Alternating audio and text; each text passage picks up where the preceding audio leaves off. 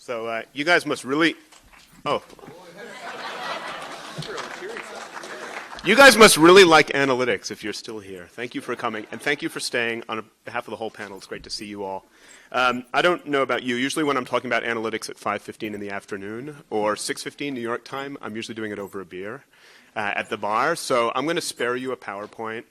I have like my talking points on like my business card, right? I'm going to try not to use jargon, and we'll just sort of sit back and pretend we're at the bar, and maybe we can continue the conversation afterwards at a real bar.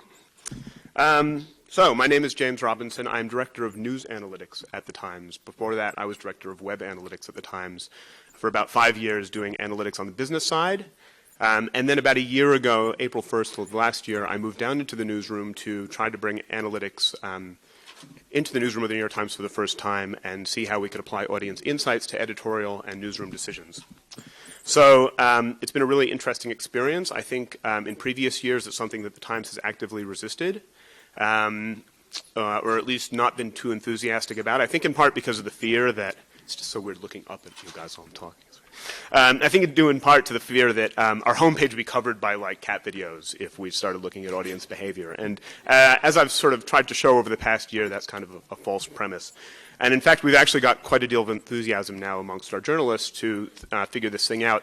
And I'm going to share with you some things that we found along the way in the first year that hopefully will resonate with you and sort of have allowed us to start this conversation with journalists and editors about how we think about our audience. So the first thing that I just want to make clear is that there's a very important distinction to be made between reporting and analytics. They are two very, very different things. It's the difference between metrics and insights. And whenever I hear the term metrics, like let's bring metrics into the newsroom, it's like bristles the back of my neck because it's not the point. We are trying not to bring numbers into the newsroom. We are trying to bring our audience into the newsroom. It's a very important distinction. Numbers, metrics, reporting in the analytical sense is really all about evaluation. It's like keeping score. You know, it's like top 10 lists or, you know, how much or counting big aggregates of things. And wow, we got 30 million visits and it's that sort of thing. Whereas analytics is really more about discovery. It's more about insights about our audience. Metrics can sort of be expressed in numbers, like insights can be expressed in ideas, usually surprising ones. And that's what we've chosen to focus in at the Times. One of the questions that I've gotten most from fellow journalists has been, what do you think it is? How did my story do? You heard that question, right? Okay. And the only tools we have to answer that question are tools that were originally built for marketers and salespeople, which are designed to regurgitate big numbers back at you. Right? And so the only numbers we have at our disposal currently to answer that question are just big numbers. So we'll give them a big number. And the way it breaks out at the Times is that when you hear a number, it sort of equates to like your possible salary. Right? So it's like, so how did my story do? Oh, 20,000 visits. And they're like, 20,000, I couldn't really live on 20,000, right? But you say like 150,000, they're like, oh, that's pretty good. I could live on that. Or a million, like I'm a millionaire, right? That's how we think about it. But that's not really that satisfying. And in fact, the follow-up question that we get often is that good? And that's a really interesting question because it really depends on what you're trying to do. And enunciating what we're trying to do is maybe not necessarily about scale. Maybe it's about something else, especially in the newsroom, as opposed to moving from the business side where everything is about the dollar bill, solving for a dollar bill at the end of the day.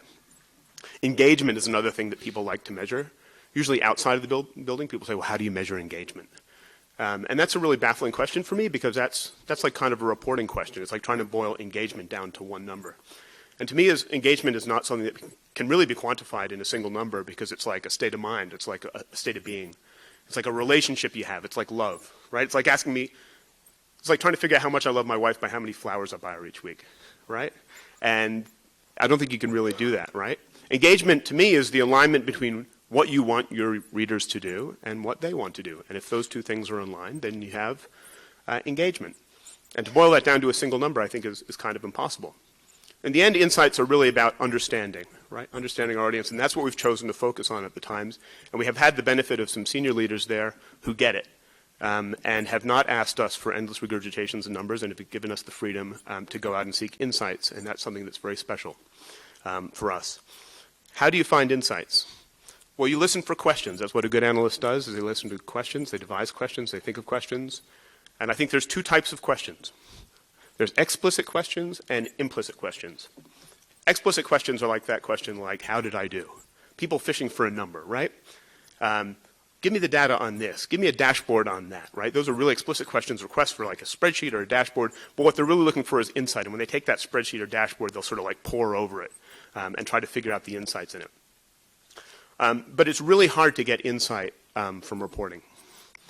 The more interesting questions are the implicit questions. They're the ones that are on everybody's mind but nobody asks.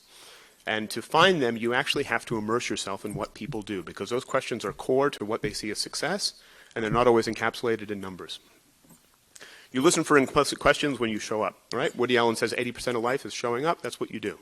So I spent a lot of time in the newsroom of the New York Times just showing up, getting to understand how the newsroom works, what they value, and what they want to do, because at the end of the day, that's why I'm there, is to help them do that better, not change what they do. The values of our journalists are very important to us, and they're very important to our readers. It's not something that we necessarily want to change. Implicit questions, there's some like telltale signs of an implicit question. Usually it's like an assumption or a hypothesis, like the word never is often evidence of an implicit question. Oh, they would never do that. Or our readers would never do that. Like that's really a question, right? That's would our readers do that? And actually we've found things that we assume that our readers would never do or never want. It turns out that they actually want. Or habits, like newsrooms are full of habits. Right? And documenting those habits has been like a personal crusade of mine. Well, we do it this way because that's how we've always done it. Those things are rich for analysis, insight, and then action at the end of the day. So that's what we do. So I'm going to show you an example of one instance in which we've sort of immersed ourselves in newsroom culture and come to some insights rather than reporting. And if you visit the newsroom of the New York Times, and if you're ever in New York, look me up and I'll show you around. I'm not an official tour guide. I was a tour guide in college. I'm not an official tour guide at the Times. There's not much to show. Actually, it's just like 3 floors, and it's kind of like an insurance company when you go visit it. Like it's really quiet. When I joined, I thought it was going to be like people get me rewrite, and yelling at each other. And that usually doesn't happen, but sometimes it does. And usually that's when news breaks or a big important event is happening. And then it gets really exciting because people are running around and like, oh, the new pope is named, for example, and we've got the lead-all. We've got somebody rewriting reports coming in from Rome, and then we've got a live blog as well. We have a very good live blog that we use for breaking news events. We have video, we have slideshow. The Klieg lights come on, and suddenly they're interviewing things, and copies streaming in from everyone. That's really exciting. But when I was standing there actually watching this unfold, my first week downstairs in the newsroom, a question popped in my mind. It's like, is anybody reading all of the stuff that we're putting out? Not are people reading individual elements, because we can tell that pretty clearly from Sharpie or WebTrends or analytics or whatever we're using, but are people reading more than one thing? So that's actually quite easy for us to do. We went down, we looked out of these 10 articles that we put out for this event. Are people reading it? I'm not going to give you real numbers, but I'll give you a sense of the order of magnitude. 1 million people were reading one thing and out. 100,000 were reading 2, 10,000 were reading 3, 1,000 were reading 4, so on and so forth. Right? And that was kind of disappointing. The instinctive thing is, well, are we doing too much? Right? Should we stop doing it? But then we decided to look a little deeper into what was going on, and we actually looked at people's likelihood to navigate through the news package. And what we found there was really, really kind of enlightening, because it showed you not just those aggregate numbers, but what was actually contributing to the aggregate numbers, what users were actually doing, how were they navigating through the package. So I'm actually going to show you an example of this. So it's kind of special. We haven't shown this before, so Mel inspired us to share, so when she came to visit us, so we're sharing now.